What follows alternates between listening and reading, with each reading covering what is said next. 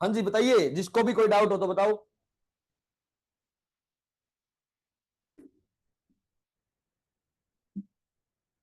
हो डाउट अब तक।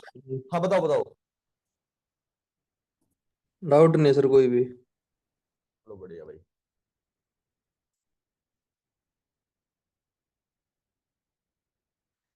एक नई डेवलपमेंट आई है भाई, अभी आपके पेपर में आ सकती है, देख लेना।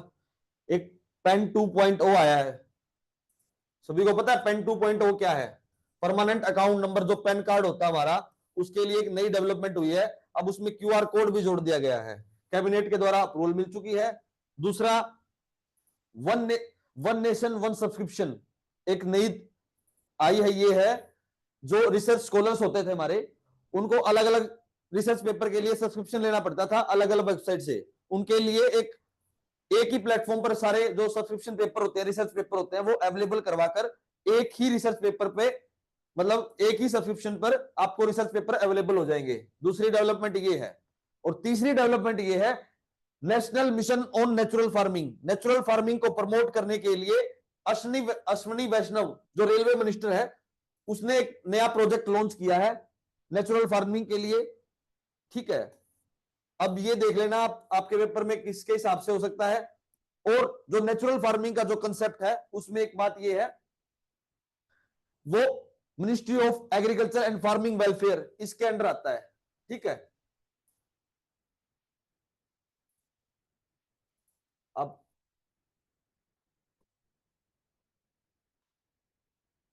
एक बात अब सुनो भाई, जीनोम इंडिया प्रोजेक्ट, आप लोगों को साइंस आती है, मैं मान गया, लेकिन जो करंट के हिसाब से इंपॉर्टेंट है वो चीज बताऊंगा।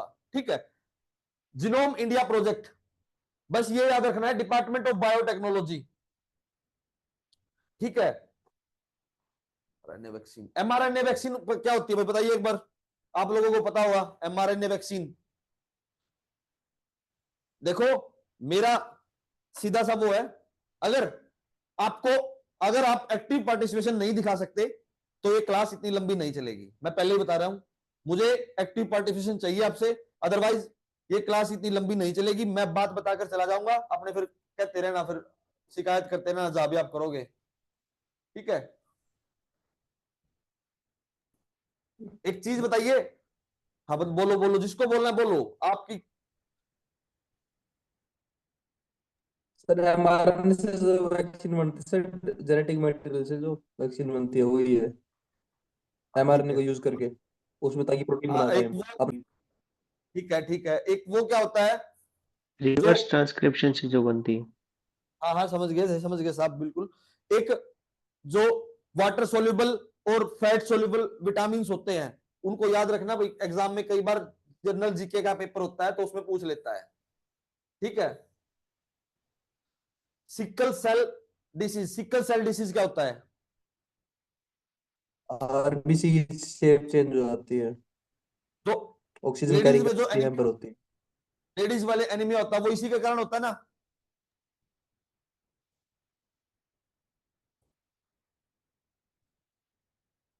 आप लोग सिकल सेल एनीमिया,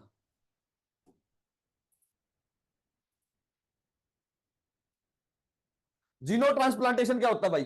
जीनो ट्रांसप्लांटेशन, जीनो ट्रांसप्लांटेशन क्या होता एनिमल है?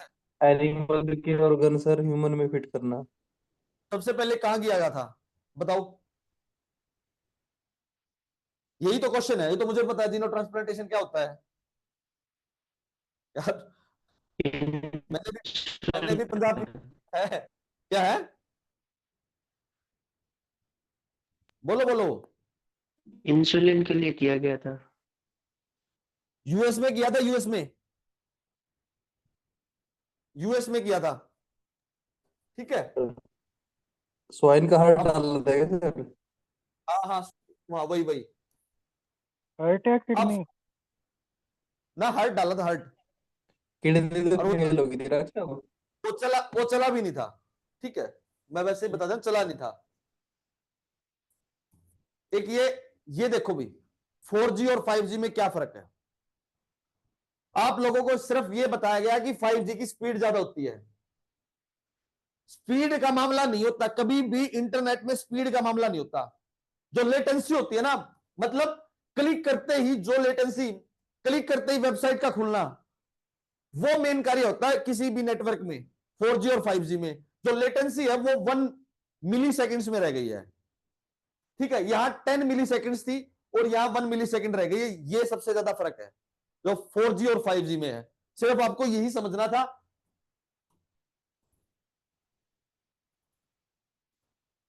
लाइफ वाईफाई और लाईफाई, हाँ लाईफाई, क्या फर्क होता है किसी को मालूम है थोड़ा बहुत?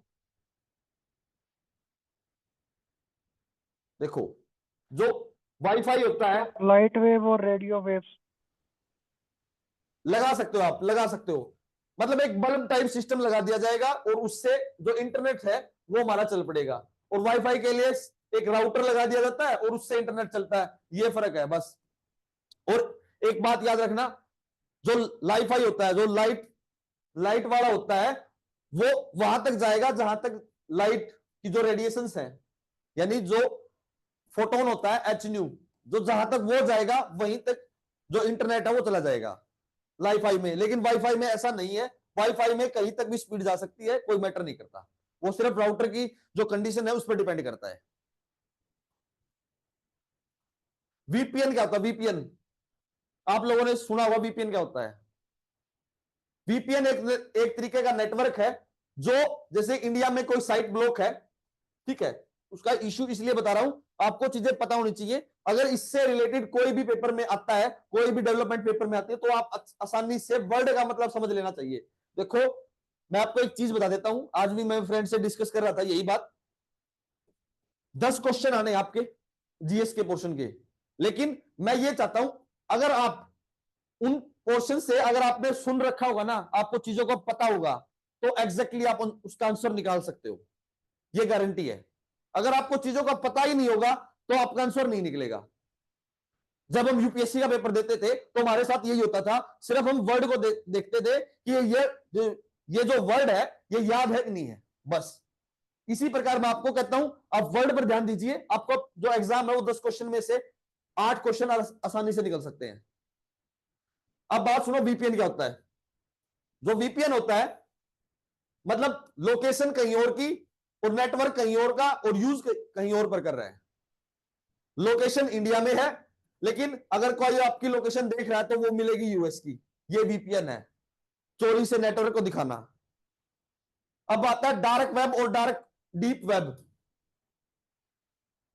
आप लोगों ने सुना होगा, जो बैंक होता है, बैंक, वो डीप वेब होता है, सॉरी डार्क वेब होता है। जो नेट बैंकिंग होती है वो डार्क वेब में आती है। और जो ओपन कोई भी सर्च कर ले हम, उसको सर्च वेब बोला जाता है। और डीप वेब बोला जाता है जो एग्जैक्टली देखने से ना मिलती हो, जैसे जो गूगल पे है, जो बंदा यूज करेगा उसके लिए है, वो डीप वेब है। और जो नेट बैंकिंग है वो बहुत ही सिक्योरिटी है, उसमें डार्क वेब आ गया। मतलब वर्ड पता होना चाहिए, डीप वेब का मतलब क्या है और डार्क वेब का मतलब क्या है। सिर्फ ये बताना चाहता हूं, क्योंकि जो एग्जैक्टली जो क्लास है वो इकोनॉमिक्स की क्लास आपकी, और इसमें इकोनॉमिक्स मिल नहीं रही।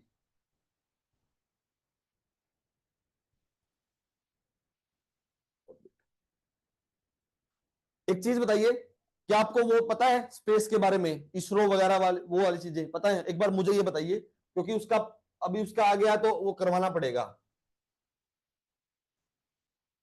बता दो सर एक बार। चलो बता देते हैं। एक सैटेलाइट है जो जियो स्टेशनरी सैटेलाइट कहलाती है, जो 36,000 पर होती है। उसका एग्जैक्ट नंबर याद कर लीजिए आप, 35786 किलोमीटर, 35786 किलोमीटर। और जो अर्थ की रेडियस है 6371 किलोमीटर, अर्थ का जो रेडियस है, ठीक है। और एलईओ और एमईओ, सॉरी, मीडियम रेंज वाली जो ऑर्बिट में जो सैटेलाइट घूमती है उसका रेंज बता रखा है। लो ऑर्बिट में तो होती है 160 से लेकर 1500 तक, और जो मीडियम में होती है 5000 से 20,000 तक। इतना ही पता होना चाहिए। एग्जैक्टली आपको ये पता करना है, जो मेन था वो ये था, जियो स्टेशनरी सैटेलाइट 35786 किलोमीटर, बस। अब सुन लो भाई, सबसे main important, PSLV GSLV, polar satellite launching vehicle, वो सैटेलाइट जो पोल के चारों ओर घूमेगी, वो 4 स्टेज की होती है, 4 स्टेज कैरिंग व्हीकल होता है। मतलब जो फ्यूल होता है वो 4 स्टेज में मिलेगा, पहले सॉलिड, फिर आएगा लिक्विड, फिर सॉलिड और फिर लिक्विड। ऐसे सॉलिड है जो सैटेलाइट है उसमें जमा होता है, पहले ये बर्न होगा, फिर ये बर्न होगा, फिर ये बर्न होगा और फिर ये बर्न होगा। ऐसे प्रोसेस होता है पीएसएलवीज में। जो सैटेलाइट ऊपर जाती है उसमें पहले सॉलिड, जो सबसे पहले सॉलिड आएगा वो बर्न हो जाएगा, फिर लिक्विड आएगा, फिर सॉलिड आएगा और फिर लिक्विड आएगा। ऐसे करके जो लास्ट का जो ऊपर का पोर्शन रहता है वो सिर्फ सैटेलाइट में घूमता है। जब भी कोई सैटेलाइट लॉन्च होती है तो उसमें 75% तक सिर्फ फ्यूल होता है, उसके बाद जो बाकी का 25% है उसको ऑर्बिट में भेजने के लिए जो फ्यूल लगता है वो इतना फ्यूल लग जाता है। अब आ गया जीएसएलवी। जीएसएलवी होती है 3 स्टेज में, एक सॉलिड, एक लिक्विड और एक क्रायोजेनिक फोर्स। क्रायोजेनिक वो फॉर्म होती है, ना तो वो लिक्विड होता है ना वो गैस होता है, एक तरीके की सॉलिड फॉर्म है। अब ये बताइए मैटर कितने प्रकार का होता है, सॉलिड, लिक्विड, गैस, और बाकी के 2 कौन बताएगा भाई, जल्दी बताओ।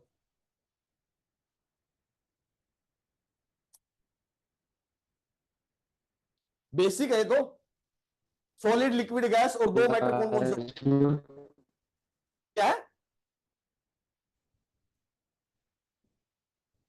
एक तो हो गया प्लाज्मा, एक होता है बोस एंस्टाइन कंडेंसेशन।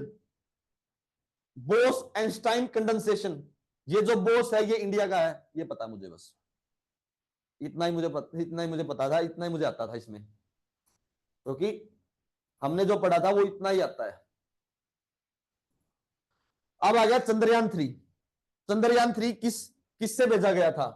तो चंद्रयान 3 था वो जीएसएलवी, इस व्हीकल के द्वारा भेजा गया था। ये बात याद रखना बस। अगर वो ये पूछ ले कौन से व्हीकल से भेजा गया था, वो देगा पीएसएलवी, जीएसएलवी वगैरह वगैरह जो है, वो सिर्फ आपको ये याद रखना है जीएसएलवी के थ्रू भेजा गया था। जहां क्वेश्चन हिट हो सकता है आपका, वही पोर्शन आपको करवाया जा रहा है। ये मत समझना कि आपको ऊपर ऊपर से करवाया जा रहा है, क्योंकि टाइम कम है, आपके लिए भी क्लास इसी तरीके से अरेंज करवाई गई है। मुझे पढ़ाने में कोई समस्या नहीं है। अगर मैं चंद्रयान को पढ़ाऊं तो लगभग मुझे 1 घंटा चाहिए पूरे चंद्रयान को पढ़ाने में। सबसे पहले तो चंद्रयान 1 था, वो 2008 में गया था, फिर 2020 में गया था शायद, वो फेल हो गया था, और थर्ड वाला 2023 में। बस ये याद रखना है। इंडिया का मून मिशन भी तो लॉन्च कर रहे थे शायद, है? अभी रिसेंट। अब बताओ बताओ। इंडिया ने सर मून मिशन की सर वो किया सर, वो लूनर मून मिशन है मिशन भाई, के लिए सर ऑस्ट्रेलिया के साथ वो लूनर है, किया है ना सर। वो जापान के साथ है। चंद्रयान 4 जिसको बोला जा रहा है, वो चंद्रयान 4 के लिए बात, वो जापान के साथ टाइप है उसका। जो आप बोल रहे हो जापान के साथ टाइप है, सिर्फ चंद्रयान 3 है ना जो, वो याद रखना, वो 2023 में। और 4 का भी पूछ ले तो उसका नाम मुझे एग्जैक्टली याद नहीं है, उसका नाम मुझे मतलब उसका नाम वो है, लेकिन उसका ये पता है, वो कंफर्म है, वो जापान के साथ टाइप है। जापान उसको वहां जो अर्थ से जो भेजा जाएगा वो सारी फैसिलिटी प्रोवाइड करवाएगा, और इंडिया उसको जो मून पर लैंडिंग होगी ना, सॉफ्ट लैंडिंग होगी, वो सारी जो टेक्नोलॉजी है वो प्रोवाइड करवाएगा। अगर आपको चंद्रयान जो 4 जो सिस्टम है जापान के साथ जो टाइप है, उसको समझना है, जाने का काम जापान का है और सॉफ्ट लैंडिंग का काम करवाने का काम है इंडिया का, क्योंकि इंडिया ने उस पर काम किया है। अब आ गया ग्लोबल जो नेविगेशन सिस्टम है, जिसको हम गूगल मैप वगैरह भी बोलते हैं, GPS, Google position system, global position system जिसको बोला जाता है। अब याद रखो, अलग अलग जीपीएस अलग अलग कंट्री के, ठीक है। इंडिया का भी है नाविक, 1500 किलोमीटर वाली बात है, सारी बताऊंगा।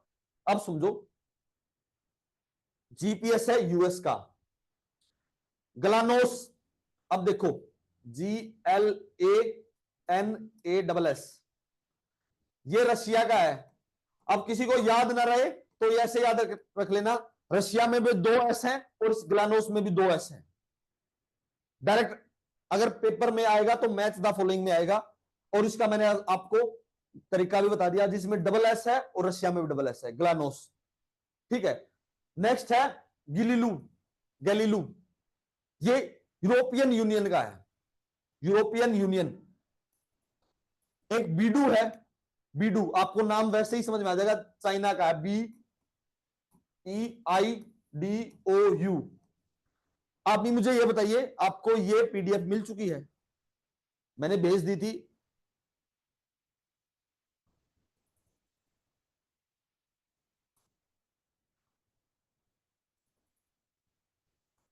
आर्टमिस 1, आर्टमिस 1 मून मिशन है नासा का, दोबारा आदमी भेजने की सलाह कर रहे हैं वो लोग, बस इतना याद रखना। आर्टमिस 1 किसका है? नासा का मून मिशन है।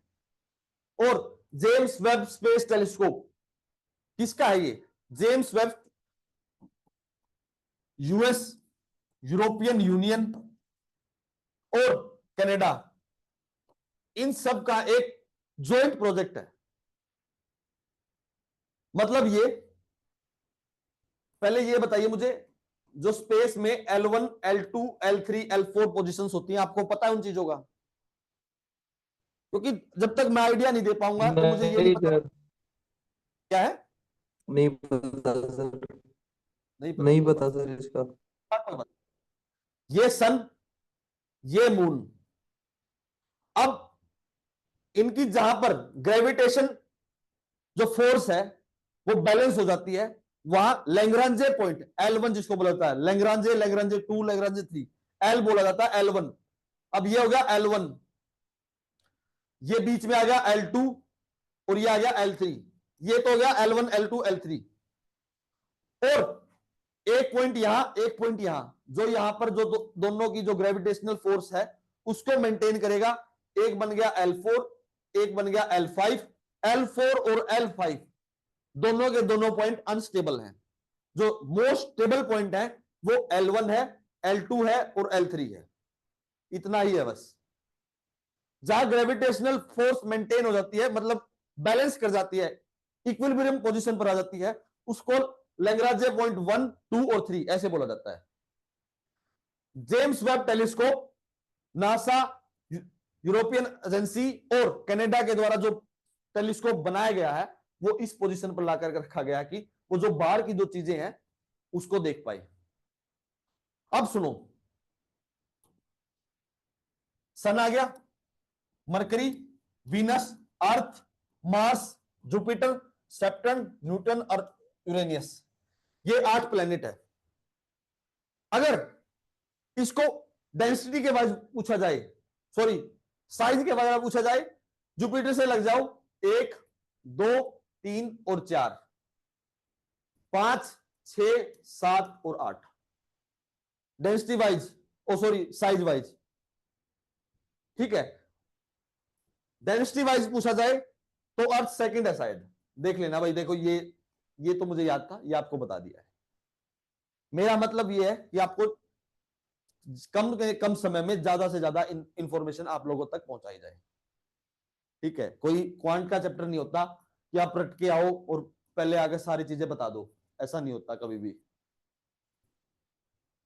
सर नेट पे तो सबसे ज्यादा डेंस दिखा रहा है, किसका? अर्थ का सबसे डेंस। हाँ तो फिर बता दिया मैंने आपसे थोड़ी कहा है, मैंने आपसे इसलिए तो कहा भाई आप चेक कर लेना यार तुम।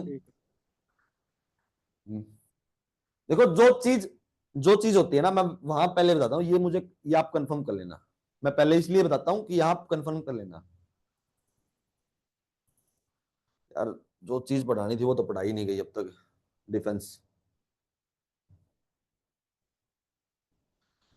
नोबेल प्राइज सारे के सारे याद कर लेना भाई, पांचों के पांचों। ठीक है, और किस किस में मिलता सभी को पता है? पता कहां मिलेगा यार, फिजिक्स में मिलेगा, फिजिक्स में मिलता है, केमिस्ट्री में मिलता है, मेडिसिन में मिलता है, ठीक है, एक पीस का मिलता है, एक इकोनॉमिक्स में मिलता है, 5 मिलते हैं। पीस वाले को छोड़ के सारे के सारे स्वीडन में मिलते हैं, लेकिन जो पीस वाला है वो नॉर्वे की राजधानी है, शायद ओस्लो है, शायद उसमें मिलता है, नॉर्वे की राजधानी में मिलता है, ये कंफर्म है पीस वाला। और अब की बार जो पीस का मिला वो मोस्ट इंपोर्टेंट है, नाम मुझे एग्जैक्टली याद नहीं है क्योंकि नाम थोड़ा अटपटा है, लेकिन इंपोर्टेंट है, ठीक है। सारे के सारे लिटरेचर भी है ना एक? हाँ लिटरेचर भी है भाई, या सही बात कर रहे हो आप, लिटरेचर भी है, छठा है, सही बात है, बड़ी अच्छी बात, थैंक यू सो मच भैया, जो भी आपका धन्यवाद। लेकिन जो पीस वाला है वो नॉर्वे की राजधानी में मिलता है और बाकी सारे स्वीडन में मिलते हैं, ये बात याद रखना। और 1901 से शुरू हुआ था, बस इतनी इंफॉर्मेशन आपको बहुत है। कोल कितने प्रकार का होता है भाई? कोल कोल बताइए, कोल कितने प्रकार का? 4 सर 4 बताया था ना? बताया था सर। वेल ठीक है भैया, अब सुनो, अब यह आ गया जो हमारा मेन टॉपिक था आज का, जो हमने क्लास रखी थी जिसके लिए।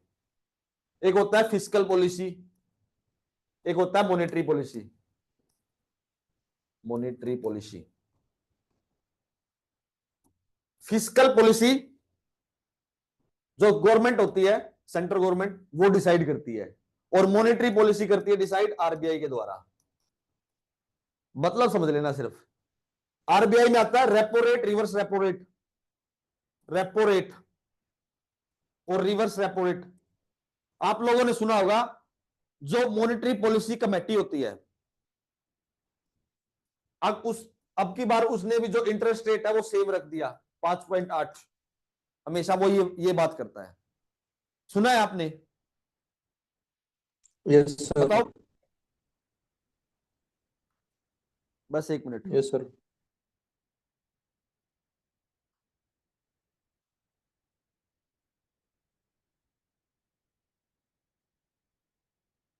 वो इस रेपो रेट की बात करता है, और ये रेपो रेट क्या है? ये रेपो रेट आरबीआई, जो बैंक होते हैं ना हमारे, जैसे एसबीआई है, एचडीएफसी है, उनको पैसा प्रोवाइड करवाता है। मतलब किस रेट पे? इस रेट पे। अगर ये ज्यादा होगा तो बैंक हमें, हम जब लोन लेते हैं तो हमें ज्यादा देगा।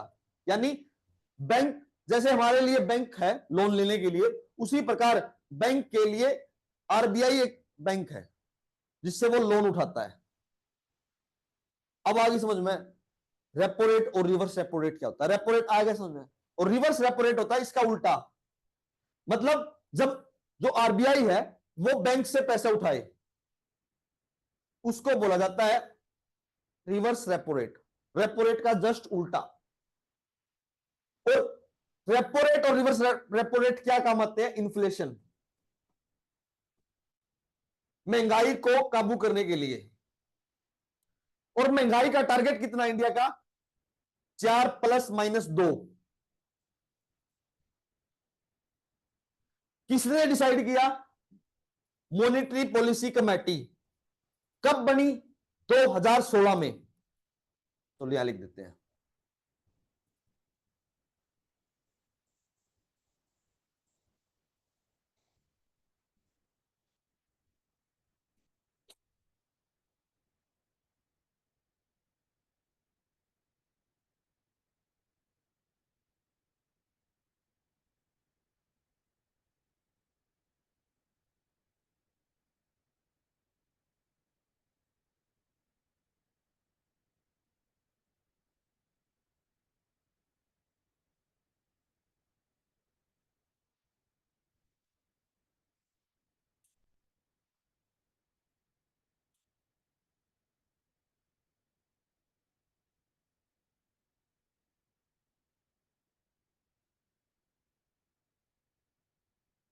हाँ 2016 में बनी थी भाई। और उर्जित पटेल कमेटी थी, उर्जित पटेल, मैं यही ढूंढ रहा था, नाम कंफर्म कर रहा था, उर्जित पटेल कमेटी। ये आरबीआई के गवर्नर होते थे, उन्होंने रिकमेंड किया था कि हम मॉनेटरी पॉलिसी कमेटी बनाएंगे जो हर 3 महीने में जो रेट है रेपो रेट उसको डिसाइड करेगी, जो मार्केट में जो चल रहा है, ठीक है, उसको डिसाइड करके जो मॉनेटरी पॉलिसी है वो डिसाइड करेगी, ठीक है। ये उर्जित पटेल कमेटी 2016 में इसने कहा था कि आप मॉनेटरी पॉलिसी कमेटी बनाइए, ठीक है। उसके बाद ये बनी और इसने टारगेट रखा कि इंडिया का जो इन्फ्लेशन रेट है वो 4 ± 2, मतलब 2 से 6 के बीच में रहना चाहिए। और ये किसको मापा जाता है? CPI, consumer price index. कौन जारी करता है? मिनिस्ट्री ऑफ, उसका नाम तो यार कंज्यूमर अफेयर कुछ ऐसा कुछ नाम करके है, वो ये मिनिस्ट्री जारी करती है। इस पूरे चैप्टर से आपको समझ में आया? पहले बताइए, दोबारा समझा, क्योंकि ये इकोनॉमिक्स की नींव है एक किस्म से। अगर आपको इकोनॉमिक्स थोड़ी सी यहां से आगे समझनी है तो इसके बगैर आपको इकोनॉमिक्स आगे समझाई नहीं जा सकती। क्लियर है एक बार सर। क्विक रिवीजन दे दो सर, क्या है? क्विक रिवीजन बता दो एक बार, जल्दी जल्दी में थोड़ा।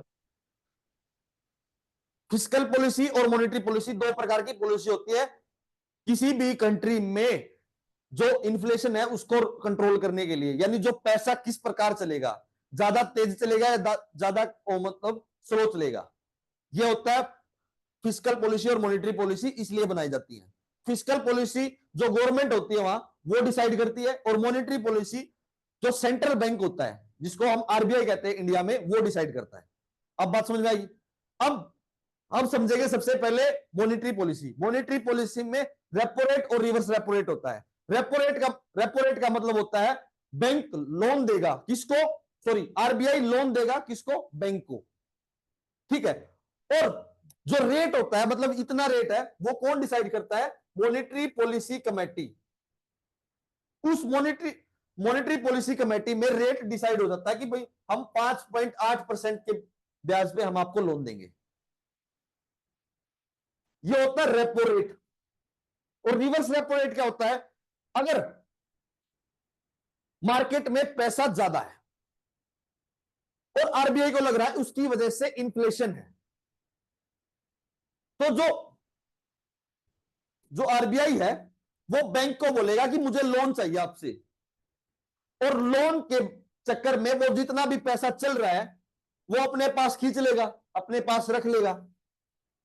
और बैंक के पास अब कम पैसा होगा किसके, उसमें लोन देने में, जो आगे लोगों को लोन दे रहे हैं। उस पूरे प्रोसेस को अगर बैंक आरबीआई को पैसे दे रहा है तो रिवर्स रेपो रेट, ले रहा है तो रेपो रेट। ये दोनों पॉइंट समझ में आ गए। इसके बाद आगे जो बताओ बताओ बताओ, आराम से आगे सर, समझेंगे, कोई समझ आ गया। नहीं है। देखो, मैंने क्लास का टाइम 1 घंटा रखा है। अगर क्लास इंटरेस्टिंग रही, आप लोगों का सहयोग रहा, तो मुझे 2 घंटे में पढ़ाने में भी कोई समस्या नहीं है। मुझे कोई समस्या नहीं है। आप लोगों का एग्जाम क्लियर होना चाहिए, मोटिव सिर्फ ये है। मुझे मुझे कोई फर्क नहीं पड़ता, मैं 2 घंटे 5 मिनट पानी पी के दोबारा पढ़ाने लग सकता हूं, लेकिन आपका एग्जाम क्लियर होना चाहिए। मुझे इससे फर्क है बस। मुझे क्रेडिट नहीं चाहिए, लेकिन बस ये है कि भाई एग्जाम क्लियर हो, ठीक है। कहा था, हाँ। अब आ गया मॉनेटरी पॉलिसी कमेटी, एमपीसी। इसको बनाने वाला उर्जित पटेल था, एक आरबीआई का गवर्नर, 2016 में। उसने कहा कि इंडिया में इन्फ्लेशन है वो कंट्रोल रहना चाहिए, और किस किस के बीच में रहना चाहिए? 4 ± 2, मतलब 2 से कम नहीं होना चाहिए। जो महंगाई है वो 2% से कम नहीं होनी चाहिए, और 6% से कम नहीं होना चाहिए। अब महंगाई क्या होती है? क्वेश्चन आता है ये, कोई बता सकता है महंगाई क्या होती है भाई? Consumer price index. अरे वो अलग चीज है, उसके बेस पे तो महंगाई नापी जाती है। सीरियस नहीं ले रहे आप लोग। महंगाई का मतलब होता है, देखो, आज के दिन कोई 100 रुपए की कोई चीज मिल रही है, कोई भी गुड 100 रुपया मिल रहा है, अगर वो अगली साल 106 रुपए का मिले, तो यानी जो 6 रुपए बढ़े हैं वो महंगाई है। अब आगे समझ में? सर इस इसको पर महंगाई, कैपिटा इनकम के अकॉर्डिंग नहीं नापते? इसके पर कैपिटा इनकम के अकॉर्डिंग? नहीं नहीं नहीं नहीं, पर कैपिटल इनकम अलग, वो जीडीपी है। Okay. GDP gross domestic product. Gross domestic product होता है जितने भी फाइनल गुड्स, फाइनल गुड्स का मतलब अब ये फाइनल गुड्स का मतलब समझाओ भी आप लोगों को। फाइनल गुड्स वो होते हैं जो डायरेक्ट कंज्यूमर यूज करेगा बस, इसके बाद इसमें कोई प्रोसेस नहीं होगा बीच में। अब आपको एक चीज बताता हूं कैसे। याद तुम टॉपिक याद रखना, हम कहां थे पहले बता रहा हूं। इंटरमीडिएटरी गुड्स होते हैं, इंटरमीडिएटरी गुड्स और फाइनल गुड्स, दो प्रकार के गुड्स होते हैं। ठीक है, ये वो गुड्स होते हैं जैसे अब हमारी ये मान लो अल्टो गाड़ी है, ठीक है, स्विफ्ट है, बलेनो है, वगैरह वगैरह XYZ। अब हमें इसे यूज कर रहे हैं डायरेक्ट, ये फाइनल गुड्स है हमारे लिए। ठीक है, और जो इंटरमीडिएट गुड्स है, मतलब अब समझो हमने एक ब्रेड का पैकेट लिया, ब्रेड। अब जैसे आपने देखा होगा बस स्टैंड होता है, बस स्टैंड में उसको उसका पकोड़ा बनाकर देते हैं, उस ब्रेड का वहां यूज कर लेते हैं। अगर तो वो जो पकोड़ा है वो फाइनल गुड्स है, यहां जो ब्रेड है वो इंटरमीडिएटरी गुड्स है, यानी उसका एक बार यूज होने, मतलब एक बार पैकिंग होने के बाद उसका दोबारा यूज होके और वो किसी अलग फॉर्म में जाकर बिकता है। ये तो हो गया इंटरमीडिएटरी गुड्स। अगर ब्रेड का पैकेट डायरेक्ट हम ले और उसको कैसे भी खाएं तो वो हो गया फाइनल गुड्स। अब दोनों बातों में समझ में आया? एक बार ये बताइए, फिर उसके बाद ही हम आगे चीजें कवर कर पाएंगे। क्लियर है सर। क्लियर है? ठीक है, ये हो गया इंटरमीडिएटरी गुड और फाइनल गुड्स। अब हम बात कर रहे थे कहां था भाई? जीडीपी, ग्रोस डोमेस्टिक प्रोडक्ट, वो सारे प्रोडक्ट्स, फाइनल प्रोडक्ट्स जो इंडिया की टेरिटरी में, इंडिया की जो कंट्री है, मतलब इंडिया जो कंट्री है उसके विद इन एरिया के अंदर प्रोड्यूस हुए हैं, मतलब यहीं की इंडस्ट्री, यहीं की मैन्युफैक्चरिंग, यहीं सब कुछ है, वो जीडीपी होते हैं इंडिया के लिए। और अब आ गया जीएनपी। याद रखना ये सारी चीजें आपको कहीं ना कहीं फंसा सकता है वो चीजें में। India overall 5th largest economy है, किसके बेस पे? जीडीपी के बेस पे। और इंडिया वैसे है 3rd purchasing power parity, PPP, 3 बार पी आएगा भाई, परचेजिंग पावर पैरिटी। इसके बेस पर इंडिया 3rd लार्जेस्ट इकोनॉमी है, यूएस, चाइना और इंडिया, और इसके बेस पे 5th है। इतना समझ में आ गया? ये हो गया जीडीपी का मामला। अब आ गया जीएनपी, ग्रोस नेशनल प्रोडक्ट्स। अब ये होता है जीडीपी प्लस एब्रोड से जितनी भी इनकम हुई है हमें, मतलब इंपोर्ट और एक्सपोर्ट, इनको माइनस प्लस माइनस करके, मतलब अगर इंपोर्ट ज्यादा है तो इंपोर्ट आगे आएगा, और एक्सपोर्ट ज्यादा है तो एक्सपोर्ट आगे आएगा। समझा बात इसको? इसमें से जो प्लस आएगा या नेगेटिव आएगा, जो भी आएगा वो इस जीडीपी में जोड़ दिया जाएगा। नेगेटिव होगा तो जीडीपी से कम हो जाएगा, जीडीपी से घटेगा। अगर पॉजिटिव आएगा तो जीडीपी में जुड़ जाएगा। जो भी वैल्यू आएगी उसको बोला जाता है जीएनपी। ये होता है जीएनपी। बस बताने का मामला इसलिए है क्योंकि अब आएगा एनएनपी। इस एनएनपी का मतलब क्या होता है? मेन बात है ये होती है जीएनपी माइनस जो भी टूट फूट हुई है, उसका एग्जैक्ट मुझे वर्ड का मतलब मुझे याद नहीं आ रहा। मतलब हम कोई नई चीज लेते हैं, उसका डेप्रिसिएशन होता है ना, हाँ डेप्रिसिएशन वैल्यू। जीएनपी से डेप्रिसिएशन वैल्यू कम करके जो एनएनपी बनता है उसको बोला जाता है पर कैपिटा इनकम। इसको नेशनल इनकम के नाम से भी जाना जाता है। जिस भी बच्चे ने पूछा था बहुत अच्छा टॉपिक था, क्योंकि उसके चक्कर में ये बताया गया। अब जो नेशनल पर कैपिटा इनकम है वो एनएनपी के बेस पे नापी जाती है।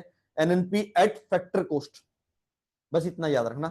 ऐसे लिखा मिलेगा आपको एग्जाम में, एनएनपी नीचे एफ और सी, और जहां लिखे NNP MC market cost, MC नहीं होगा, एफसी होगा बस। इंडिया का जो पर कैपिटा इनकम होता है वो एनएनपी फैक्टर कॉस्ट के बेसिस पे नापा जाता है। समझ में आ गई? तो देखो बताओ, एग्जैक्टली मैं आपसे यही उम्मीद करता हूँ कि आप आगे सर, यस और नो में एग्जांपल आंसर दो, मुझे कोई नहीं है, मुझे आगे ज्यादा सर, क्या है। आगे सर, ठीक है कोई बात आगे सर, आगे। नहीं।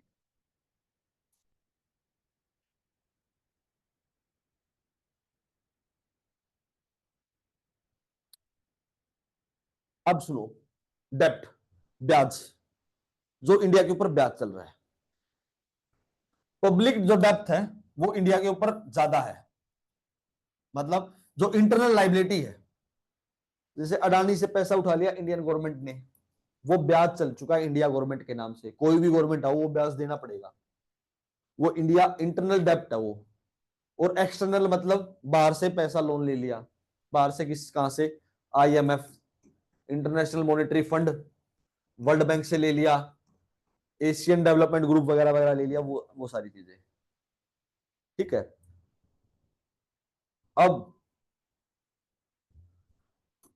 इंडिया का जो टारगेट है डेप्ट टू जीडीपी रेशियो, वो सेंट्रल गवर्नमेंट का 40% है और स्टेट गवर्नमेंट का 20% है। पंजाब सबसे ज्यादा करप्ट है भाई इस मामले में। पंजाब का डेप्ट टू जीडीपी रेशियो, डेप्ट टू जीडीपी रेशियो का मतलब होता है, मतलब 100 रुपए की कमाई है जीडीपी से, ठीक है, और उसमें से 40 रुपए आपको ब्याज देना है, मतलब आपके पास नेट जो वैल्यू है वो 60 रुपए है सिर्फ सेंट्रल गवर्नमेंट के हिसाब से। और स्टेट गवर्नमेंट क्या करता है, अगर उसकी जो जीडीपी है वो 100 रुपए है और उसके पास 20 रुपए तक का ही ब्याज हो सकता है, ये अप्रोच है किसकी, आरबीआई की। और उस पूरे प्रोसेस में यानी स्टेट गवर्नमेंट के पास 80 रुपीज है और पंजाब उसमें टॉप है, पंजाब 39.7 कुछ परसेंट है, इतना डेप्ट टू जीडीपी रेशियो है, तो जिसकी वजह से जो पंजाब है उसके पास 60% ही वैल्यू है। और आप गवर्नमेंट के बाद जो रेवड़ी है, जिसको रेवड़ी सिस्टम बोला गया है, उसके बाद जो पंजाब का फाइनेंशियल क्राइसिस है वो लगातार बढ़ रहा है। केरला, केरला, हिमाचल प्रदेश, और अब नंबर आ चुका पंजाब का, किसमें, बैंक करप्सी की फॉर्म में। अब बैंक करप्सी क्या होती है, मतलब दिवालिया, अपने आप को दिवालिया बताना कि हमारे पास और पैसा नहीं है ब्याज वगैरह देने के लिए, आपको जो नेट अमाउंट लेनी है तो लो, अदरवाइज ये भी नहीं है, इसका मतलब होता है बैंक करप्टी। मतलब ये जब हम बैंक से लोन लेते हैं और कहते हैं ना भाई इतने लेने तो ले ले, और नहीं तो चल अपने में ये भी को नहीं, सीधी बात है ये। समझ में आई?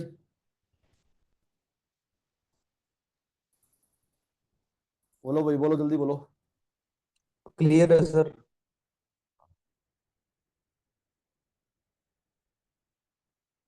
आ गया।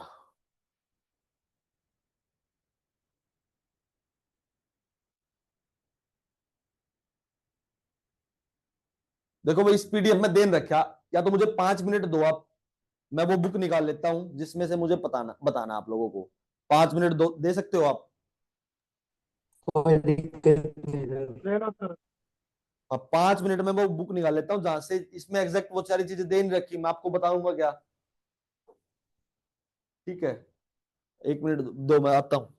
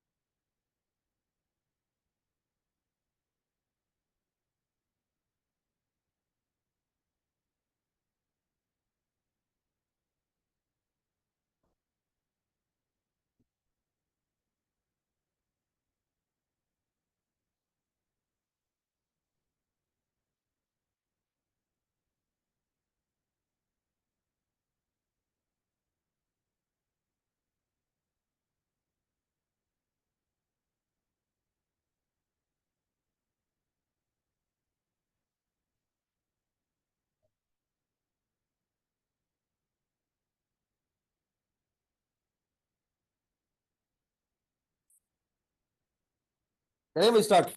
देखो मिल गया वो सारी चीजें मैं जो चाहता था। ठीक है,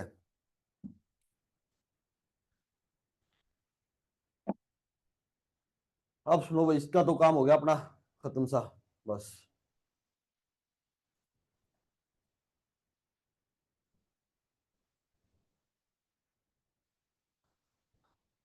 जो 16 फाइनेंस कमीशन है, अब सुनो फाइनेंस कमीशन, आवाज आ रही है? सभी एक्टिव हो जाना। आर्टिकल 280, उस उसका चेयरमैन है अरविंद पनगडिया। जो 15 फाइनेंस कमीशन थे उसका चेयरमैन था एनके सिंह। एनके सिंह, ठीक है, अरविंद पनगडिया, एनके सिंह, ये मेंबर था। इतना याद रख लेना, आर्टिकल 280 है इंडियन कॉन्स्टिट्यूशन का। ठीक है, इस एनके सिंह ने क्या किया था, जो 41% जो इनकम है, मतलब 100% का जो शेयर पूरे वर्ल्ड, सॉरी इंडिया को होगा, इनकम होगी, उसमें से 41% आप लोगों को मिल जाएगा। किसको? स्टेट गवर्नमेंट को। यानी जो स्टेट गवर्नमेंट का जो फंड है वो 41% किसको मिलेगा? स्टेट गवर्नमेंट को मिलेगा, टोटल 100 में से। इस एनके सिंह ने कहा था। और अरविंद पनगडिया, ये शुरू हो चुका है, इसका टाइम 2025 से 2030 तक 5 साल का होता है। फाइनेंस कमीशन कौन कौन अपॉइंट करता है? प्रेसिडेंट अपॉइंट करता है। ठीक है, ये आप लोग समझ लेना। अगला है, इंडिया का फर्स्ट यूपीआई एटीएम कहां लगाया गया? इंडिया का फर्स्ट यूपीआई एटीएम हैदराबाद में लगाया गया भाई, हैदराबाद। ठीक है, यूपीआई से चलेगा, मतलब आप यूपीआई उसमें पैसे ट्रांसफर कर दीजिए, आप उसको पैसे दे देगा। ठीक है, अगर डेब्ट के मामले मैंने बताया, लो ब्याज, डेब्ट टू जीडीपी रेशियो, उसमें पंजाब टॉप पर है, मैंने आपको पहले बोला था। बैंक करप्सी की ओर है पंजाब। पंजाब के लिए इंपॉर्टेंट है इसलिए बता रखा है। ठीक है, इंडिया का जो आरबीआई का जो गोल्ड रिजर्व है वो कितना हो चुका है? वो हाँ, जो आरबीआई का गोल्ड रिजर्व है वो इंक्रीज हो गया है कितने परसेंट से? लगभग लगभग 21% से इंक्रीज हो गया है। इतना याद रखना, बस ये याद रखना है कि जो आरबीआई का गोल्ड रिजर्व है वो इंक्रीज हो रहा है लगातार। ठीक है, अब मॉनेटरी पॉलिसी कमेटी मैंने आपको बताई थी। और अब सुनो,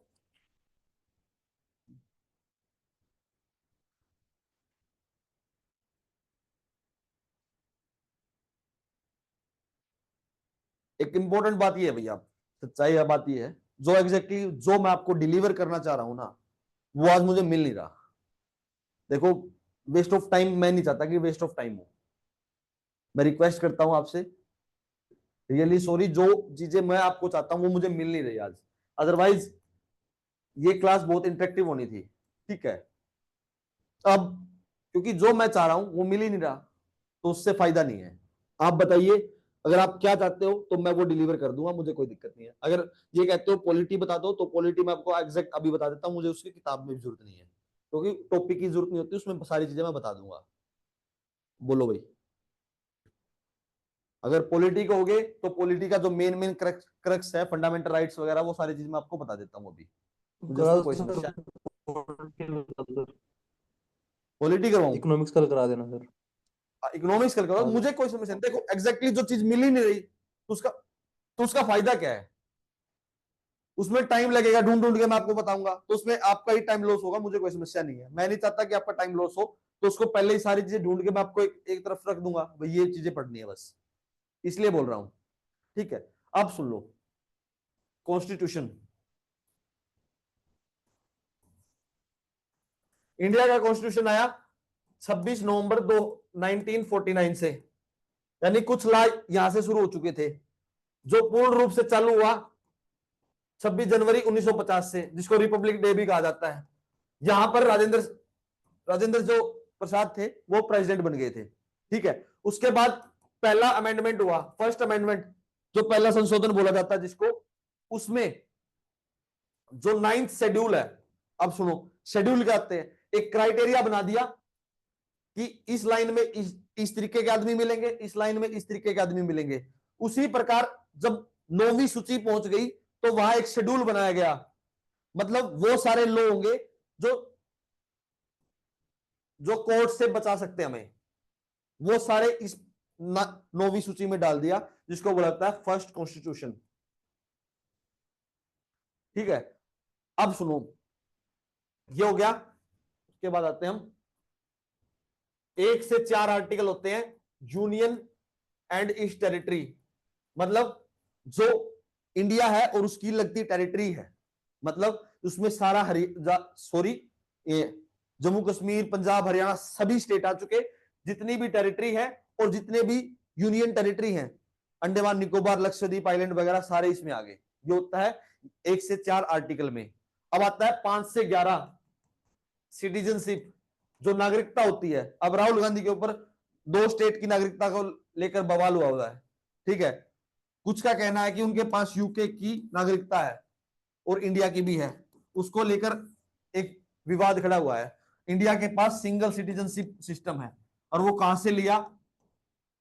उससे, यूके से, क्योंकि जो यूएस है उसके पास 2 तरीके की सिटीजनशिप है, एक तो पूरे यूएस की, और एक जो स्टेट है जैसे कैलिफोर्निया है, फ्लोरिडा है, मेक्सिको है, XYZ, उन जैसे जो स्टेट्स है छोटे छोटे, उनकी अलग से है। जैसे यहाँ हरियाणा, पंजाब की एक अलग से सिटीजनशिप हो और पूरे इंडिया की अलग से सिटीजनशिप हो, तो उस प्रकार इंडिया में नहीं है, यूएस में है। इंडिया ने जो सिंगल सिटीजनशिप का कंसेप्ट लिया वो यूके से लिया है।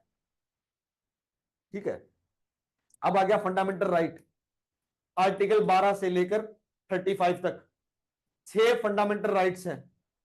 जब शुरुआत थी जब 7 थे, लेकिन अब 6 हैं। 7वां कब गया? 44th amendment 1978।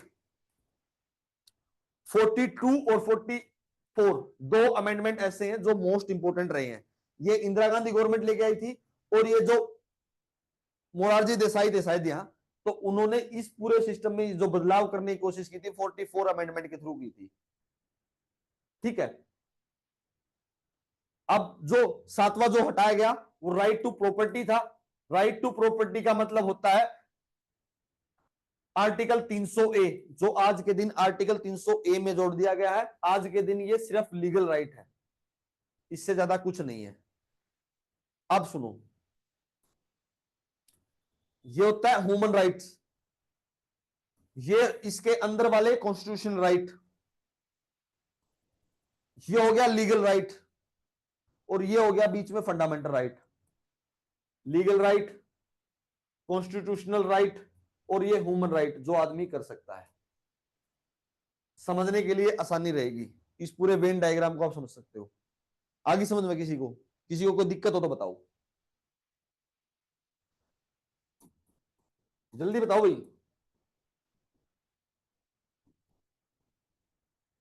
नहीं सर। ठीक है, उसके बाद है आर्टिकल 14, 15 और 16। आर्टिकल 14 कहता है सभी लोग बराबर हैं, और 15 कहता है किसी के साथ कोई भेदभाव नहीं होगा, और 16 कहता है, 16 कहता है आप सभी को समान रूप से अपॉर्चुनिटी है जॉब प्राप्त करने के लिए, गवर्नमेंट जॉब प्राप्त करने के लिए। ये तीनों आर्टिकल इंपॉर्टेंट है इसलिए बताए। अब बात सुनो, इंडिया जो इंडियंस के लिए अवेलेबल है, जो फंडामेंटल राइट्स ओनली, मतलब सिर्फ इंडिया के पास ही है, जो इंडिया के लोग हैं जिसके पास इंडिया की सिटीजनशिप है, उनके लिए जो फंडामेंटल राइट है 15, 16, 19, 29 और 30। ये 5 फंडामेंटल राइट सिर्फ इंडिया के जो लोग हैं उनके लिए हैं, और बाकी जो भी बच गए फंडामेंटल राइट, जितने भी फंडामेंटल राइट्स के जो आर्टिकल हैं, मतलब 12 से शुरू हो जाते हैं और 35 तक, वो फॉरनर के लिए भी है, लेकिन इंडिया के रिस्पेक्ट में जो इंडिया के लोग सिर्फ इनको ही यूज कर सकते हैं वो ये है। मतलब अगर बाहर का कोई फॉरनर आ गया तो उसके पास आर्टिकल 15 नहीं है, 16 नहीं है, 19 नहीं है, 29 नहीं है, 30 नहीं है। अब बताओ भाई, किसी को कोई परेशानी? इंपॉर्टेंट है ये बात, आपको वैसे लग रही है?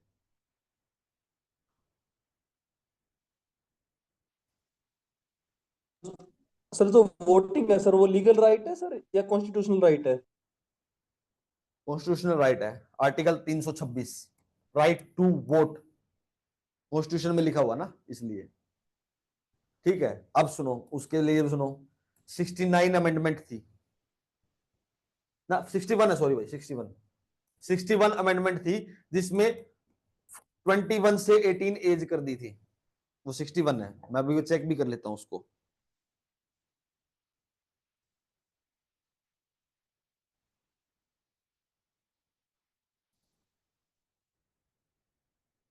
हाँ 61 है भाई, 61। और जो 69 है वो दिल्ली एनसीआर के लिए है, दिल्ली एनसीआर, उसके जो उसको टेरिटरी बनाने का जो काम था वो 69 अमेंडमेंट में किया गया था।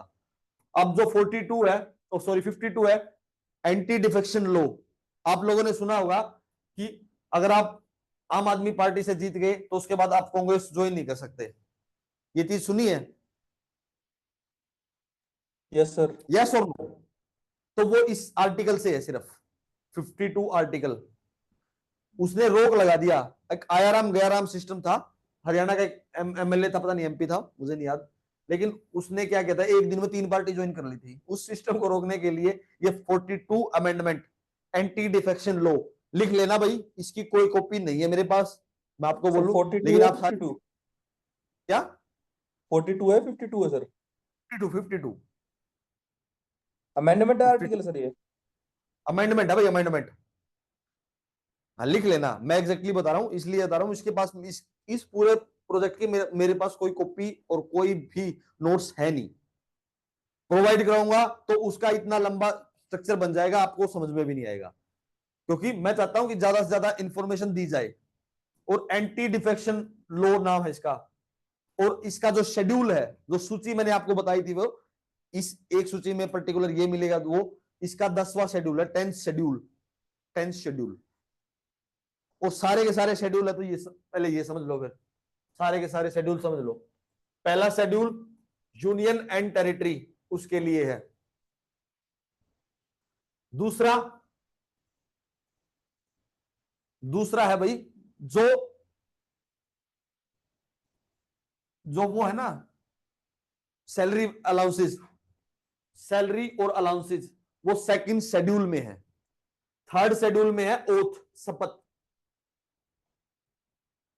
फोर्थ में है allocation of seats of Rajya Sabha, allocation of seats of Rajya Sabha. Punjab में कितनी राज्यसभा की सीट है और लोकसभा की सीट है, दोनों अपना पता कर लेना। और दूसरी बात, एमएलए कितने हैं पंजाब में, वो कितने हैं याद कर लेना। ये चीजें इंपॉर्टेंट है, मैं इतना बता देता हूं। और दूसरी बात, आपके हिसाब से, क्योंकि आप पंजाब से बिलोंग करते हो, तो मैं ये बता देता हूं आपको कि कौन सीएम है और किसके पास कौन सा मंत्रालय है, कौन सी मिनिस्ट्री है। एक क्वेश्चन कंफर्म आने वाला है पंजाब की पॉलिटी से। लिख लिया क्या सभी को, सभी ने? Yes sir.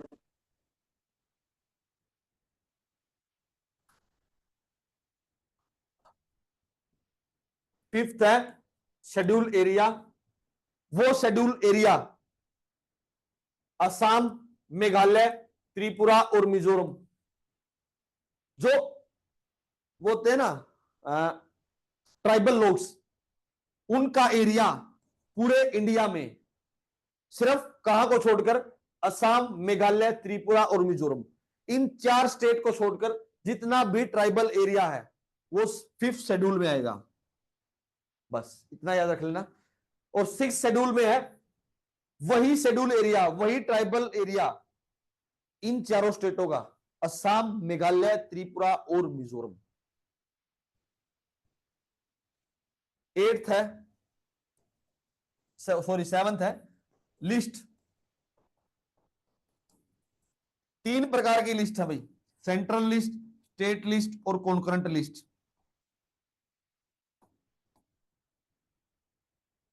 सेंट्रल लिस्ट में है सिर्फ जिसमें सेंटर कानून बना सकता है, स्टेट लिस्ट है जिसमें सिर्फ स्टेट कानून बना सकता है, और कंकरेंट लिस्ट वो लिस्ट होती है जिसपे स्टेट और सेंटर दोनों कानून बना सकते हैं। अब 8th है लैंग्वेज। इंडिया में कितनी लैंग्वेज है? कोई बता सकता है? कोई कॉन्स्टिट्यूशन के हिसाब से कितनी लैंग्वेज है? बताओ भी, बताओ जल्दी बताओ। ये देखो और भी बोलेगा कोई। 22 सर। कितनी 22 कितनी? सर। 22 हाँ सर। 22। हाँ 22 समझ गया। और जब भारत आजाद हुआ तब कितनी हुई थी? 14 सर। पढ़ तो रखी है भाई, किसी ने पढ़ रखी है। एक चीज देख लेता हूं बस मैं। कई बार क्वेश्चन यहां से पूछ लेते हैं। अब सुनो, 21 शेड्यूल जो अमेंडमेंट हुई थी, ठीक है, उसमें जो सिंधी हिंदी सर। लैंग्वेज थी वो जोड़ी गई। सिंधी लैंग्वेज जोड़ी गई थी, क्योंकि ये पूछ लेता है कई बार कि कौन से संविधान में कौन से संविधान संशोधन में, कौन से अमेंडमेंट में कौन सी लैंग्वेज जोड़ी गई, सिर्फ ये पूछ लेता है। इसलिए मैं वो लिखवा भी देता हूं आपको यहां। और 71 में 3 लैंग्वेज जोड़ी गई। कोंकणी, मणिपुरी और नेपाली। नेपाली लैंग्वेज इंडिया में भी बोली जाती है, याद रखना। कहां? जो नेपाल का लगता एरिया ना, कहां? UP, Bihar, West Bengal. मैंने आपको करवाया था ज्योग्राफी में, एग्जैक्टली कौन सा स्टेट कहां लगता है, ठीक है। और 92 अमेंडमेंट, बोडो, डोगरी, मैथिली और संथाली।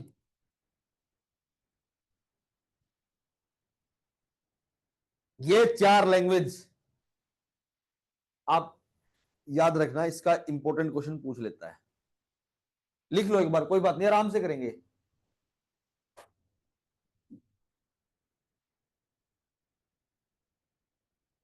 लिख लिया क्या सभी ने?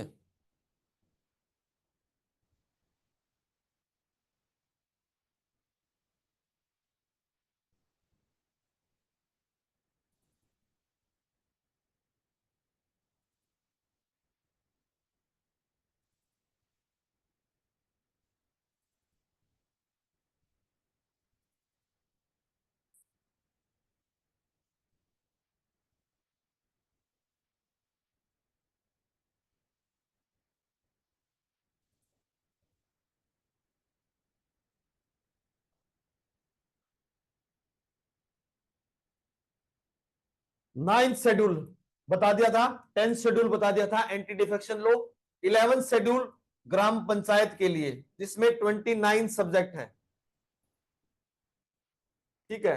और 12th शेड्यूल है म्युनिसिपल कॉर्पोरेशन, या मतलब जो एमसी एरिया है, जो शहर में जो चुनाव होते हैं, जो लोकल पंचायत बनती है शहर की, उसको 12th शेड्यूल में लिखा गया है। और कितने सब्जेक्ट हैं? 18 सब्जेक्ट है। एग्जैक्टली ये बातें समझ में आ गई? बस बताओ भाई, बताओ जल्दी बताओ। सर। सर 9 शेड्यूल किसका था?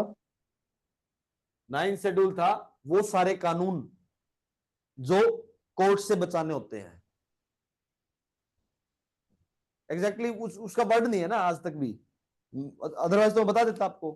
वर्ड है ही नहीं तो मैं उसमें मैं क्या बताऊं।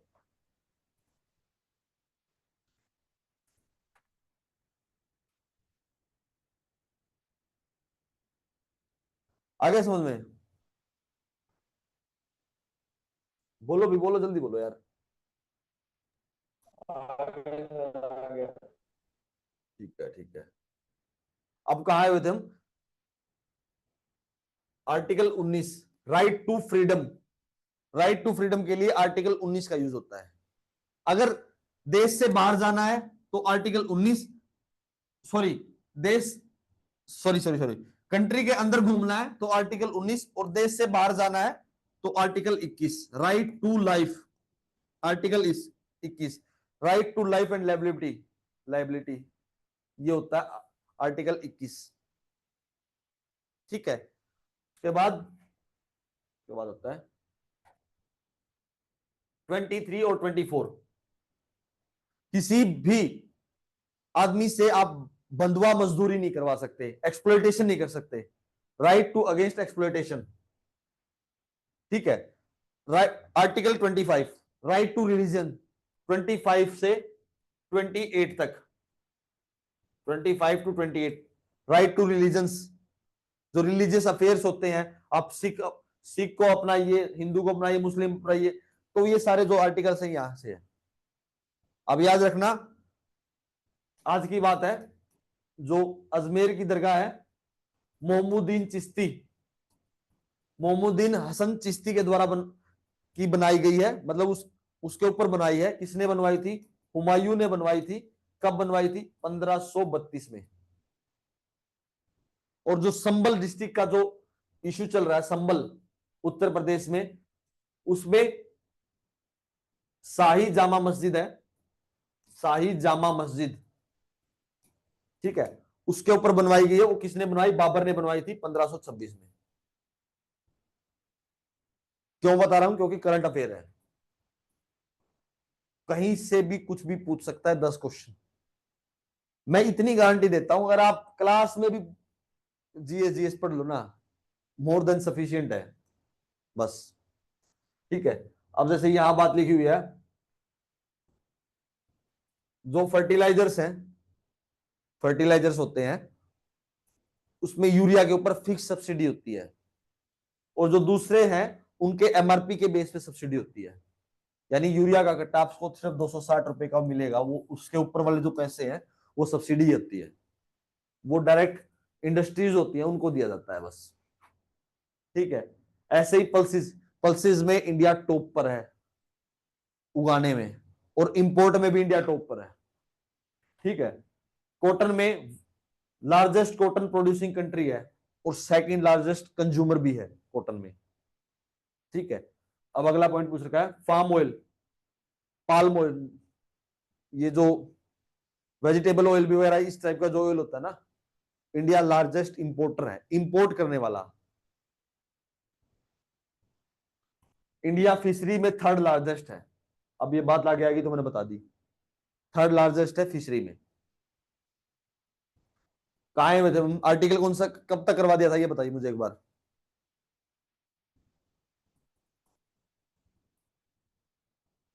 28 तक हो गए सर। 29 और 30 जो माइनॉरिटी इंस्टीट्यूशंस हैं, मतलब वो, अब देखो, जैसे हरियाणा में है ना, हिंदू ज्यादा है, तो हिंदू माइनॉरिटी नहीं है, तो जो दूसरे रिलीजियस ग्रुप्स हैं, मुस्लिम, सिख वगैरह वगैरह जो भी है, वो सारे माइनॉरिटी हैं। ऐसे ही जब पंजाब की बात करते हैं, तो पंजाब में सिख ज्यादा, तो सिख मेजोरिटी वाले हो गए, हिंदू, मुस्लिम, जो दूसरी रिलीजियस ग्रुप है वो माइनॉरिटी होगी वहां, ठीक है। उनके लिए एक आर्टिकल है 29 और 30। अगर कोई माइनॉरिटी ग्रुप इंस्टीट्यूशन बना जाता है, अपना पढ़ाई का कोई सिस्टम बनाना चाहता है अपने कल्चर को बचाने के लिए, तो ये आर्टिकल का यूज करता है। अब आती है रिट, जिसके बेस पर लोग हवा खाते हैं, मतलब ये कि हमारा फंडामेंटल राइट वायलेट हो गया, वो है आर्टिकल 32।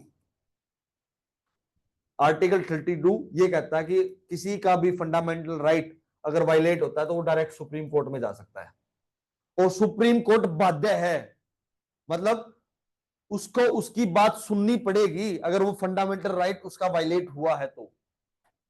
यही बात आर्टिकल 226 हाई कोर्ट के लिए, हाई कोर्ट के लिए यह बात बाध्य है, अगर कोई आदमी किसी का भी फंडामेंटल राइट वायलेट होता है तो वो हाई कोर्ट में जा सकता है और वहां जाकर इस आर्टिकल का यूज कर सकता है। अब आ गया 123, आर्टिकल 123 और 213। आर्टिकल 123 का मतलब होता है ऑर्डिनेंस। अब ये ऑर्डिनेंस क्या नई चीज आ गई भाई?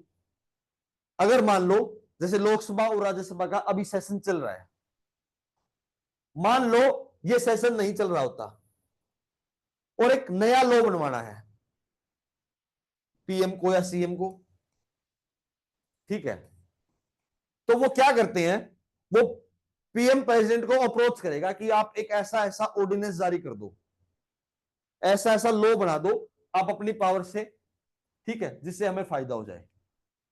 वो पावर कहां से यूज होती है? आर्टिकल 123 से। इसलिए बता रहा हूं, डायरेक्ट पूछ लेता है। 213 का मतलब होता है गवर्नर, जब गवर्नर ऑर्डिनेंस जारी करता है। अब सुनो, आर्टिकल 110, किसी को पता है आर्टिकल 110?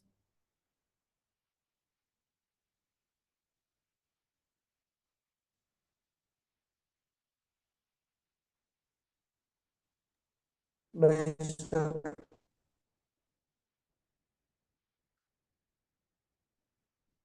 यार मनी बिल के रिलेटेड है, मनी बिल इंपॉर्टेंट है इसलिए बता रहा हूं, ठीक है। मनी बिल, अगर मान लो कोई भी लॉ पास करवाना है, वो पैसे से रिलेटेड चीजें हैं, तो वो मनी बिल कहलाएगा, वो आर्टिकल 110 का यूज होगा। आर्टिकल 112 बजट, बजट का यूज होता है। मतलब अगर बजट आता है ना पार्लियामेंट में, जब भी बजट आएगा तो आर्टिकल 112 का यूज होगा। बजट एग्जैक्टली कॉन्स्टिट्यूशन में नहीं लिखा हुआ, वहां लिखा हुआ है एनुअल फाइनेंशियल स्टेटमेंट, जिसमें यह लिखा जाता है कितना तो खर्चा हुआ है और कितना पैसा आएगा। और मैं आपको यह बता देता हूं, बजट में 3 साल का सिस्टम होता है, मतलब 3 साल का डाटा होता है। एक साल जो गया, जो चल रहा है, और एक नेक्स्ट ईयर, 3 साल का डाटा होता है बजट में, ये याद रखना आप, ठीक है। इससे सारी बातें हो गई हैं। अब आ गया आर्टिकल 72। आर्टिकल 72 है जो पार्डनिंग पावर है, जो माफी मिलती है प्रेसिडेंट के द्वारा। अगर मान लो किसी को मौत की सजा होगी, फांसी तोड़ना है वो, तो वो एक बार माफी की जो रिट है वो लगा सकता है, किसके पास? प्रेसिडेंट के पास। किस ओरल बेसिस पे नहीं लगा सकता, ओरल ओरल नहीं लगा सकता, रिटर्न बेसिस पर एक चिट्ठी भेज सकता है प्रेसिडेंट को कि मेरी सजा माफ कर दी जाए। वो किस, कौन से आर्टिकल के यूज में होता है? 72, ठीक है। अब प्रेसिडेंट कितने साल के लिए होता है? 5 साल के लिए। और यूएस में प्रेसिडेंट होता है 4 साल के लिए। सबसे पहली बात, इंडिया में वाइस प्रेसिडेंट होता है, लेकिन इंडिया में वाइस प्रेसिडेंट की कोई पोस्ट है भी नहीं, वो सिर्फ नाम नाम का होता है। उसका काम होता है राज्यसभा का चेयरमैन। अगर प्रेसिडेंट यहां नहीं है तो वो वाइस प्रेसिडेंट प्रेसिडेंट बन जाएगा। कितने समय के लिए? मैक्सिमम 6 मंथ के लिए। जैसे ओपी धनखड़ वगैरह, कोई सॉरी सीएम हो, वाइस प्रेसिडेंट हमारे ओपी धनखड़ है, पता नहीं कहां से है, वो वाइस प्रेसिडेंट है अभी, ठीक है। अगर द्रौपदी मुर्मू जी यहां नहीं है, या फिर वो बीमार पड़ गई है, कुछ भी लगा लो, कोई भी कंडीशन होगी, तो वो सिर्फ 6 महीने के लिए ही प्रेसिडेंट बन सकता है। 6 महीने के अंदर या तो द्रौपदी मुर्मू जी वापस आए, अगर वापस नहीं आए तो उसकी जगह कोई अलग से इलेक्शन हो और अलग से फिर प्रेसिडेंट, नया प्रेसिडेंट बने। ये पूरा सिस्टम है। अगर कहीं भी मान लो कहीं भी कोई भी एमपी एमएलए डेथ हो जाती है, रिजाइन कर देता है, तो उसके विद इन 6 मंथ के अंदर अंदर इलेक्शन होना चाहिए। ये आपको कॉमन बातें ये बतानी चाहिए। ये छोटी छोटी ही बातें पूछी जाती हैं, आपको सिर्फ यही बताना चाहता था मैं इस पूरे टॉपिक में, ठीक है। अब आ गया बात, जो लोकसभा है और राज्यसभा है। लोकसभा में कितनी सीट है?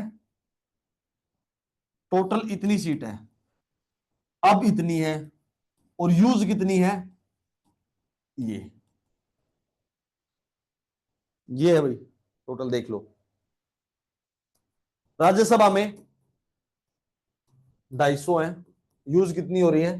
पूरी 250 की 250, और 250 में से 238 और 12,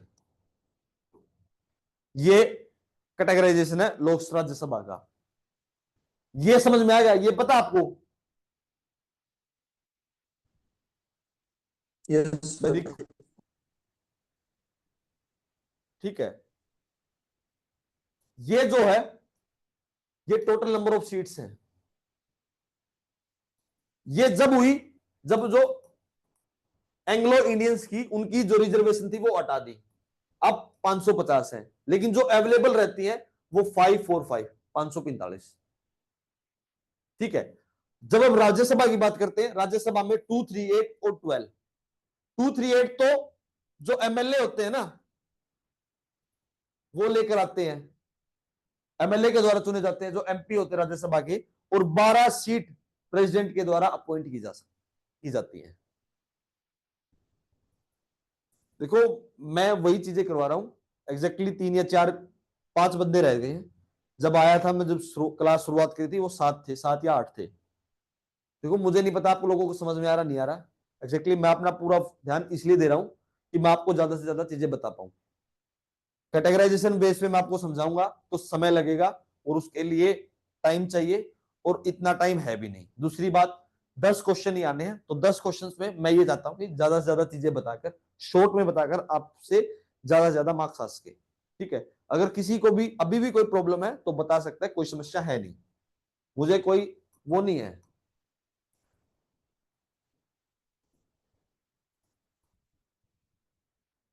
ये रहा भाई, जो मैं चीज बताना चाहता था वो आज अभी मिल गया।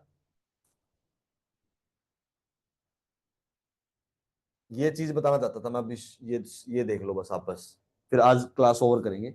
CPI, consumer price index. Consumer price index में है ना, नेशनल स्टैटिस्टिकल ऑफिस एनएसओ ये जारी करता है सीपीआई, जो कंज्यूमर प्राइस इंडेक्स होता है। और जो डब्ल्यूपीआई होता है, एक डब्ल्यूपीआई भी मिलेगा, ये रहा, उसको जारी करता है इकोनॉमिक एडवाइजर ऑफ डीपीआईआईटी, मतलब मिनिस्ट्री ऑफ कॉमर्स के द्वारा जारी किया जाता है डब्ल्यूपीआई। हो गया। और एक होता है इंडस्ट्रियल के बेसिस पर price index, industrial index of industrial price. ठीक है। कौन जारी करता है? यही एनएसओ और ministry of statical and programme information, ये जारी करता है। ठीक है। एग्जैक्टली बात ये है भाई, ज्यादा चीजें समझाने में मुझे कोई समस्या है नहीं, सर लेकिन टैक्स, एक बार टैक्स बताओ सर, जो डायरेक्ट टैक्सेस और इनडायरेक्ट टैक्सेस है, हाँ आप तो क्वेश्चन अरे कोई बात नहीं, कोई दिक्कत नहीं है, समस्या नहीं। आप पूछ लो, आप पूछो भाई, मैं आपसे डाउट, आप ये करो ना, देखो हम ये कर लेते हैं, कल मैं आपको इकोनॉमिक्स का जो मेन मेन मैटर समझाना है ना वो तो मैं समझा दूंगा। ठीक है। आपसे रिक्वेस्ट है, आप अपने क्वेश्चन तैयार कर लो। एग्जैक्टली 4 बच्चे हैं। ठीक है। एक वो लड़की थी वो भी चली गई, अब आप 4 लोग हो। मैं आपसे ये रिक्वेस्ट करता हूं, आप चारों 10-10 क्वेश्चन लेकर आओ, बस इतना ही रिक्वेस्ट है। अगर आप 10-10 क्वेश्चन लेकर आओगे ना तो ये क्वेश्चन हो गए 40। ठीक है। और 40 का मतलब है 100 क्वेश्चन, उसका बाकी का काम मेरा है, जिसमें उसमें जितनी भी एक्स्ट्रा इंफॉर्मेशन है वो मैं डाल दूंगा। बताओ ये बात सही रहेगी? ठीक है सर, क्या है कोई दिक्कत नहीं सर। भाई? देखो आवाज कट कट के आ रही है, मुझे नहीं पता आप क्या करना चाहते हो। ठीक है, लेकिन मैं ये डायरेक्ट टैक्स और इनडायरेक्ट टैक्स बता देता हूं आज बस। डायरेक्ट टैक्स और इनडायरेक्ट टैक्स,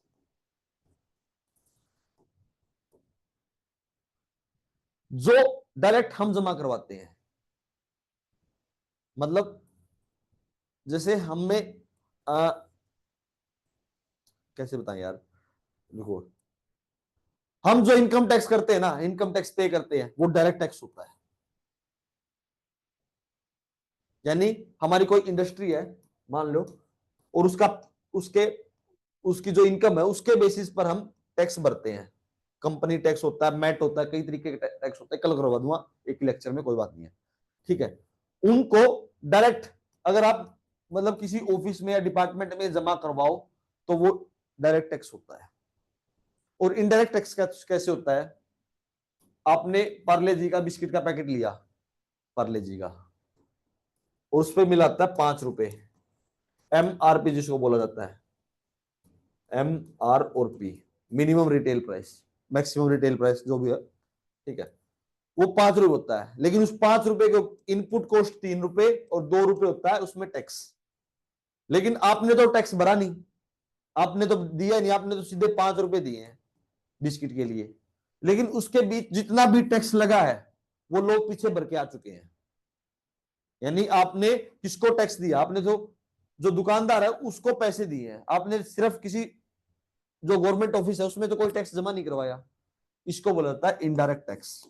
जो जीएसटी है वो इनडायरेक्ट टैक्स है, इस वजह से जो जीएसटी है इनडायरेक्ट टैक्स है। दोनों चीजें समझ में आई? सर।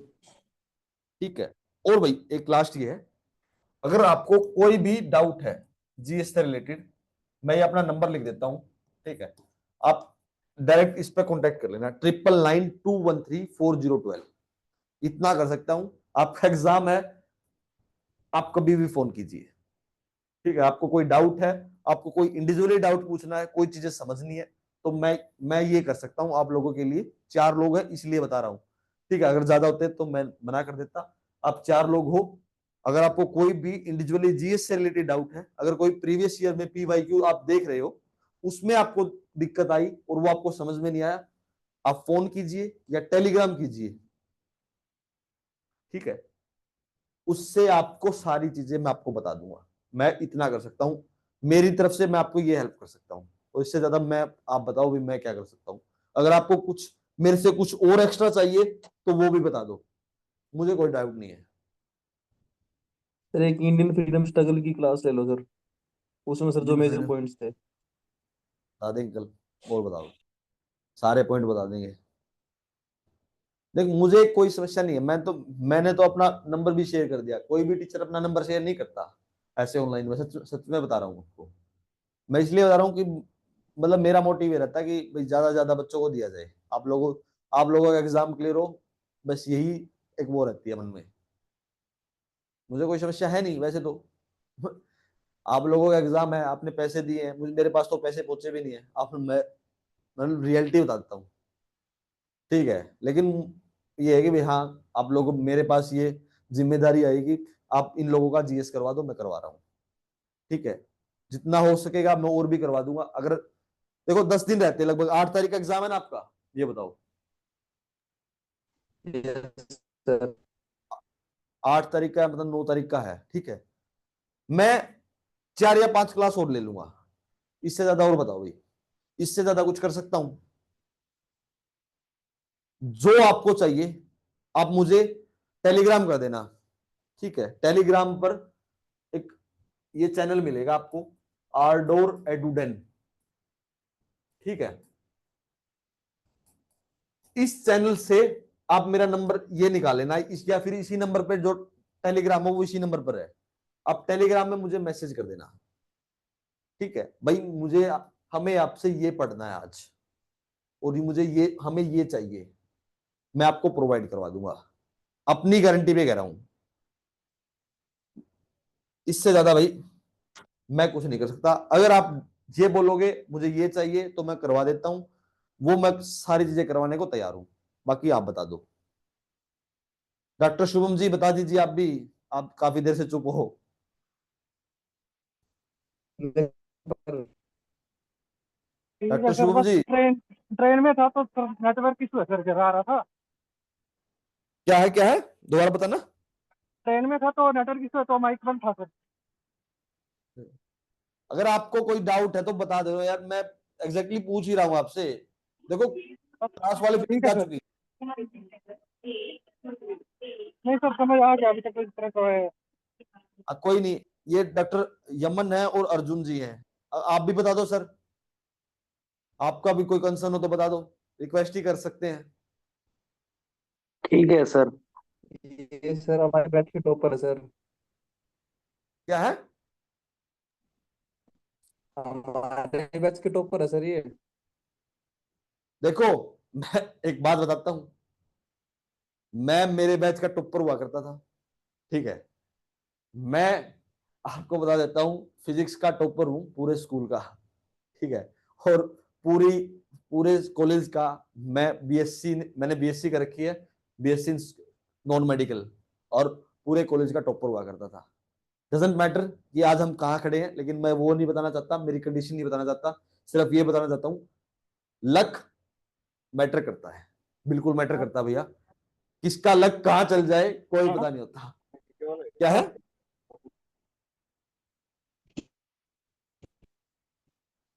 लक मैटर बिल्कुल करता है, किसका लक कहाँ चल जाए। बहुत अच्छी बात है, आप अपने बैच के टॉपर हो तो तैयारी कीजिए, ज्यादा से ज्यादा अपना अपना दीजिए, ठीक है। और बता देता हूं, ठीक है, पढ़ने का तरीका, अगर आप डॉक्टर हो मुझसे ज्यादा ही पता होगा, लेकिन मैं मेरी बता देता हूं। आप अपने अभी जो पढ़ रहे हो उसका जो जो आपको चीजें याद नहीं रह रही, मतलब जो याद नहीं रहती, वो आप अलग से निकाल लीजिए एक पेज पर। मतलब आपके पास 3-4 दिन के बाद आपके पास 2 या 3 पेज हो जाएंगे A4 साइड के, उनको याद कीजिए, उनको रिवाइज कीजिए, more than sufficient, exam clear हो जाएगा, ये मेरी गारंटी है। इससे ज्यादा पॉइंट मैं नहीं बता सकता, आप डॉक्टर हो आपको ज्यादा पता होंगी, लेकिन हम जो पढ़ते थे वो ऐसे पढ़ते थे कि जब हम पढ़ रहे हैं तो अलग से A4 साइज पर वो पॉइंट निकाल लेते थे जो हमें याद नहीं रहते।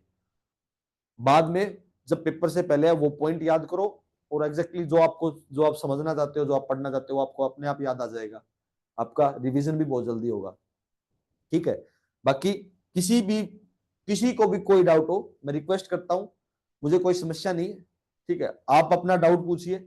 इस 10 नंबर के पोर्शन से जितनी मेरी हेल्प हो पाएगी मैं करूंगा, इंडिविजुअली अपने बेसिस पे कह रहा हूं, किसी और के दाव पे नहीं कह रहा हूं कि भाई वहां से आप मुझे डायरेक्ट कांटेक्ट कीजिए, मुझे कोई समस्या नहीं, इतने कर सकता हूं। और बताइए, मैं कोई हेल्प कर बस सकता हूं आपके लिए? सर बताओ भाई। टॉपिक मैसेज कर देंगे सर आपको, जो जो सर इम्पोर्टेंट लगते हैं सर, जो हमें भाई समझने हैं आपको मेनली तो।